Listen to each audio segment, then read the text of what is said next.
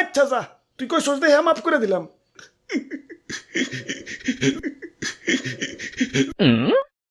ওই আমার অনেক অনেক ক্ষোভ আছে।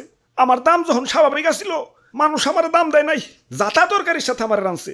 ডিম রানবো, আলু দাও। সিম রানবো, আলু দাও। ঘরে তরকারি নাই, আলু ভর্তা বানাও। একটু ইজ্জত আছিল না।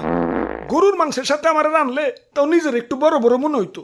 কিন্তু একদল লোক আবার সেই মাংস থেকে আলু মালু সাইটে রেখে বাইসা বাইসা খালি মাংস খাইতো। এখন আমার সস্তা মনে করস ভালো কথা, এভাবে সাজিয়ে গুছিয়ে গরুর মাংসের সামনে আমার অপমান করার মানেটা কি?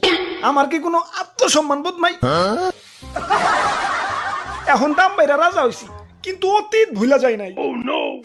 প্রতিশোধের লেলিহান অগ্নিশিখা এই রক্তে প্রবাহিত।